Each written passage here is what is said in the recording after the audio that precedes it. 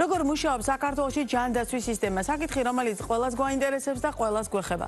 რამდენად ეფექტიანია საყოველთაო ჯანდაცვა, რამდენად სამართლიანად ნაწილდება დაფინანსება და როგორ თანამშრომლობენ ერთმანეთთან სახელმწიფო, კერძო სექტორი და სადაზღვევო კომპანიები. და ყველაზე მნიშვნელოვანი, რა გავლენა აქვს ამ ყველაფერს პაციენტზე. ჩვენ სტუმართან ვისაუბრებთ სამედიცინო პერსონალის მდგომარეობაზე, ანაზღაურებაზე, კადრების მოზიდვასა და შენარჩუნებაზე. ბაჩა ლომუაშვილი, თვალის დიაგნოსტიკური ცენტრის ხელმძღვანელი გვერდება ახლა ბიზნეს პარტნიორის პირდაპირ ეთერში. მოგესალმებით, ძალიან დიდი მადლობა გაცემაში სტუმრობისთვის. მე ხშირად ვამბობ ხოლმე, რომ ჯანდაცვა, დაზღვევა ეს არის თემები, რომელიც ყველას გვეხება და რომელთაც ერთხელ მაინც თუ გვისარგებლია, მუდმივად ან კითხვები გვაქვს, ან ეჭვები გვაქვს, ან კმაყოფილები ვართ, ან უკმაყოფილოები. შესაბამისად, ამ საკითხთან მიმართებაში ყველას ჩვენი შეფასება და წარმოდგენა გვაქვს, მაგრამ საინტერესოა თავად ჯანდაცვის სექტორის წარმომადგენლების შეფასებით, სად არის დღეს ქართული ჯანდაცვის სისტემა და განვითარების რა ეტაპზეა, სად ვართ და სად მივდივართ? მოგესალმებით თქვენს მაყურებელს. რაც შეეხება ქართულ ჯანდაცვას, დღეისათვის ვფიქრობ, რომ არ არის მთლად უკან, პირიქით ვითარდება წლიდან წლამდე. მოგხსენებათ, რომ ქართული საყოველთაო ჯანდაცვის სისტემა, რაც დაინერგა 2013 წლიდან, ნელ-ნელა ეტაპობრივად განვითარდა. დღეს უკვე თითქმის მოსახლეობის 90% უწევს მომსახურებობას. ვფიქრობ, რომ ჯანდაცვის პროგრამამ გაამართლა დღესდღეობით საქართველოში. რაც შეეხება სხვა საკითხებს, რაც გაინტერესებს ჯანდაცვასთან დაკავშირებით, უზად ვარ გიპასუხოთ. ჩემი სფეროდან გამომდინარე, რაც ვიცი. ხო, აი, რას ნიშნავს ფორმულირება გაამართლა? ჯანდაცვის საყოველთაო პროგრამას ჰქონდა რამდენიმე ეტაპი, ხო? ანუ ერთი პერიოდი იყო, როდესაც ყველაფერს აფინანსებდა, მერე სახელმწიფო მიიღო გადაწყვეტილება, რომ კონკრეტულ ჯგუფებზე მოერგო და დღეს გვაქვს პარალელურად დაზღვევის სისტემაც. აი ამ ჯაჭვში მომხმარებელი კლინიკა, მომხმარებელი ან პაციენტი, სადაზღვევო სექტორი, კერძო სექტორი. რამდენად როგორ ნაწილდება ეს თანამშრომლობა და რამდენად სწორი ფორმულირებაა დღეს არსებული თანამშრომლობის ის ეტაპები და ის ვითარება, რომელიც დღეს გვაქვს? შეხედეთ, საყოველთაო ჯანდაცვას აქვს ერთი ძალიან კარგი პაკეტი, რომელიც მოიცავს პენსიონერი ასაკის მომსახურებობას. კი ბატონო. რაც მდგომარეობას იმაში, რომ ეს როგორც ხდება გეგმიური ამბულატორიული მომსახურება, გეგმიური ჰოსპიტალიზაცია, ასევე გადაუდებელი მომსახურებაც. თვითონ დაფინანსების საკითხში პენსიონერ ასაკის პაციენტებს და არა მარტო პენსიონერ ასაკის პაციენტებს საყოველთაო ჯანდაცვა თითქმის სრულად უნაზღაურებს მომსახურებების პაკეტს. რა თქმა უნდა, არის რაღაცა ისეთი კითხვები, რომელიც მომხმარებელს უჩნდება, ვთქვათ, რატომ ხდება ისე, რომ პაციენტი არის, ვთქვათ, უკმაყოფილებასთან დაკავშირებით, რომ დამატებითი ხარჯები გაიღოს.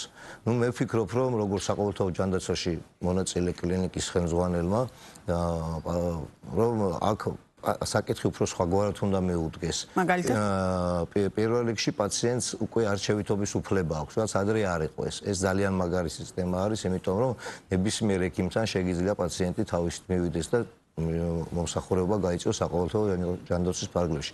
მივესალმები ამას როგორც კლინიკის ხელმძღვანელი, როგორც რიგითი მოქალაქე. ეხლა მეორე ვარიანტი მდგომარეობს იმაში, რომ დაფინანსების საკითხში, რაც საყოველთაო ჯანდაცვამ დაანერგა,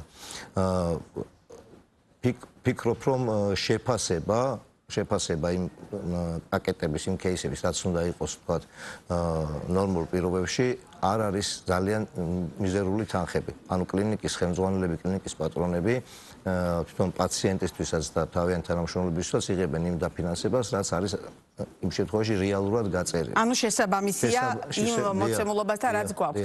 თქვენი კოლეგების ნაწილი გარკვეულწილად ამაზე ამ ნაწილში უკმაყოფილებასაც გამოთქვამს ხოლმე და მაშინ ეს რით არის განპირობებული? იცით რა არის, პირველ რიგში მე ბევრი არასდროს არ არის, ანუ თანხა ბუნებრივია ყოველთვის საჭიროა და საკმარისი შეიძლება არ იყოს, მაგრამ მთლიანობაში რით ხსნით თქვენთვის, რატომ არის საკმარისი მაგალითად? მე ვხსნი იმით, რომ რაც უფრო მეც იმუშავებს ადამიანი, რაც მეც უფრო მეც გამოიმუშავებს, ზოგადად ისე არის, ეს პრინციპი ტრიალებს. ეხლა რაც შეეხება საყოველთაო ჯანდაცვის ფარგლებში მომუშავე ადამიანებს, ანუ ექიმებს, მედპერსონალს, ეს უკვე განპირობებული არის, როგორ მუშაობს თვითონ კლინიკის ხელმძღვანელობა. გამიგეთ ვის მენეჯმენტი როგორია. მაგალითად, ჩემ კლინიკაში არ არსებობს ესეთი რაღაც საათობრივი ანაზღაურება. მე მაქვს მაგალითად დანერგილი, რომ ყველა ექიმს, ყველა თანამშრომელს ჩემს აქვს მოჭრილი ხელფასი, შემდგომ ეტაპზე უკვე უჩნდება იმის პაციენტთან გამომდინარე თავისი კონკრეტული თანხა ემატება ამას. ასე უნდა იყოს ყველგან ალბათ. ეს არის არჩევანი კლინიკის რა დაფინანსების და დაუშვათ მათ შორის თანამშრომლებზე ანაზღაურების რა სქემა შეიმუშავებს თუ ეს არის რაღაც კონკრეტულად ასევე რეგულირებული სახელმწიფოს მხრიდან. სახელმწიფო გიწესებს რეგულაციას იმ თვალსაზრისით, რომ შენ რო პაციენტს გაუკეთებ მომსახურეობას, ეს უნდა იყოს გარანტირებული იმისა, რომ ყავდეს პროფესიონალი მედპერსონალი და არსებული რაც სჭირდება პაციენტს ოპერაციის მსვლელობისას ან ისეთ ახალ დროს იყოს 100%-ად გამართული ადამიანისთვის უსაფრთხო. ხვდებით? ეს პირველი ეტაპი. რაც შეეხება ხა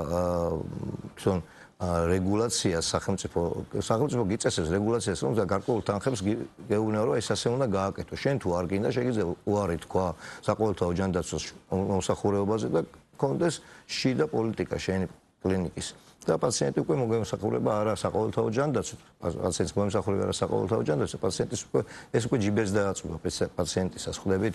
ამიტომ მე ვფიქრობ, რომ მაინც დღესდღეობით სახელმწიფო და საყოველთაო ჯანდაცვის პროგრამა, რაც არის შექმნილი საქართველოში, არის იდეალური ვარიანტი დღევანდელი კი ბატონო, დაზღვევის ნაწილს, კერძო დაზღვევის ნაწილს საოცრად ვიკითხავ, მაგრამ რადგან თვალის დიაგნოსტიკური ცენტრის ხელმძღვანელი ბრძანდებით ჯანდაცვის საყოველთაო პროგრამა თქვენ შემთხვევაში, თქვენი პროფილის შემთხვევაში რამდენად გამართულად მუშაობს და მაგალითად მომხმარებლის კითხვა რამდენად ანაზღაურებს ყველაფერი იმას, რაც ამ შემთხვევაში თვალის დიაგნოსტიკა სჭირდება.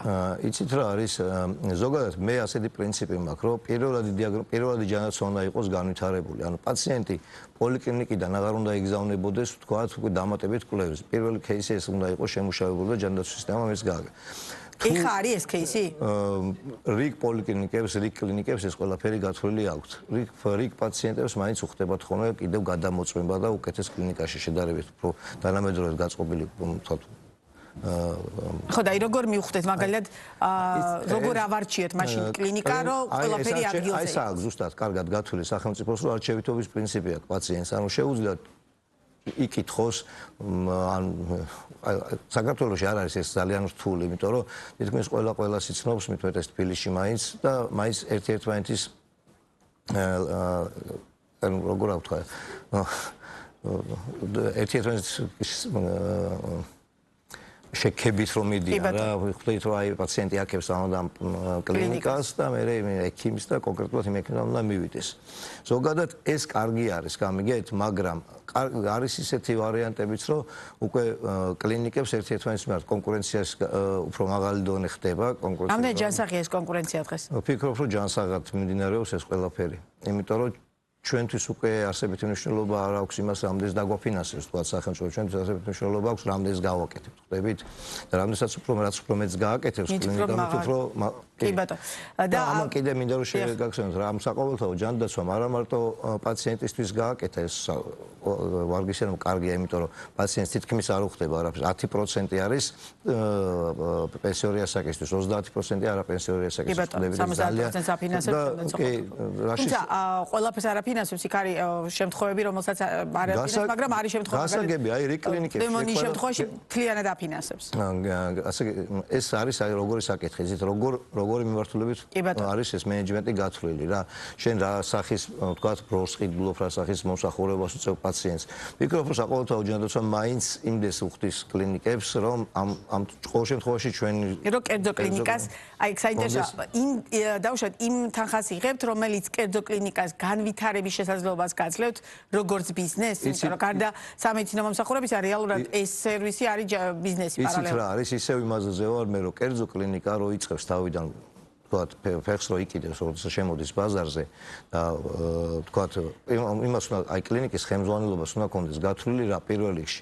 რა თქმა უნდა მედპერსონალი ვინ ყავს და ყველაფერი არ არის მარტივად. ხვდებით, რომ არის სახელმწიფო არ არის თქვათ, რომ აი რაღაც შენ წარმოვიდგინო რაღაც გააკეთო და მე ეს მარტივად განახორციელო. ანუ ის კონტროლი, რომელსაც სახელმწიფო ახორციელებს, მიზანშეწონებად ჩემთვის მე პირადად როგორც ჩემი კლინიკის მე აბსოლუტურად და ჩვენი საუბრის ბოლოს კერძო სექტორი ამ შემთხვევაში კერძო კლინიკა და სადაზღვევო კომპანიები. როგორია თანამშრომლობა და რამდენად რეალურად საქმიანი თანამშრომლობა, რამდენად მოდიან სადაზღვევები თანამშრომლობას თუ დაუშვათ მათ შორის იგივე თუნდაც ანაზღაურების ნაწილში რამდენად ხედავთ ან არ ხედავთ პრობლემებს ამ მიმართულებით? რაც შეეხება კერძო სექტორთან, ანუ კერძო სადაზღვევო კომპანიებთან თანამშრომლობას კერძო კლინიკას, ესეც ვფიქრობ, რომ მეტნაკლებად დარეგულირებული არის, პაციენტს აღარ უხდება, წვალება ბიუროკრატიული სისტემები არის უკვე მეტნაკლებად მოშლილი ხვდებით. აი ადრე იყო რომ თქვა პაციენტი შედიოდა კლინიკაში, სასწრაფო შემთხვევაში უნდა დაგერეკა, აი მთელი 2 საათი მიდიოდა იმ ყველაფერში, რომ კლინიკას გაეწია მოსახურება პაციენტის. ეხლა უკვე ეს ყველაფერი ნელ-ნელა დაიხვეწა კერძო სექტორშიც და მაქსიმალურად არის უკვე, კერძო სადაზღვევო კომპანიები პაციენტზე ორიენტირებულები. რა თქმა უნდა, კონკურენციას უწევენ საყოველთაო ჯანდაცვას ეს კერძო კლინიკებიც, იმიტომ რასაც მეტი ეყოლებათ ამათ, უკეთესია ამათვისაც ხომ. თუმცა ვფიქრობ, რომ ორივე სექტორი ერთმანეთს უწევენ კონკურენციას, რა და კერძო სექტორიც არ ჩამორჩება, ვფიქრობ, რომ კერძო იმასთანაც, კერძო სადაზღვევო კომპანიებთანაც ჩვენ ურთიერთობა, ერთმანეთს კონკურენცია აქვს და ეს ყველაფერი უკვე ასოცირდება იმასთან, რომ საყოველთაო ჯანდაცვას გაუწევენ კონკურენცია. თუმცა მე ვფიქრობ, მაინც საყოველთაო ჯანდაცვას დღესდღეობით ანალოგი არ აქვს. პირობითად პაციენტს უკვე პაციენტი თითქმის არაფერს არ ეხდის ჯიბიდან. ხა იქ არის რაღაც განსხვავებული საკითხები, რომ თქვათ უფრო შედარებით უკეთესი ხარისხი უნდა, რაც ხალხში მუსირებს, რაც ადამიანის ტვინში უკვე ზის, თქო უნდა უკვე დამატებითი кейსი არის. ეს პაციენტს დამოკიდებული, შეხედეთ, მაგრამ საყოველთაო ჯანდაცვა არ გაძლევს იმის უფლებას შენ როგორც ექიმს, როგორც კლინიკის ხელმძღვანელს, როგორც კლინიკის მეპატრონეს, რომ მოემსახურე პაციენტს ისეთი სტანდარტად პაციენტს ხება უსაფრთხო. ეს არის ყველაზე მთავარი, ხვდებით?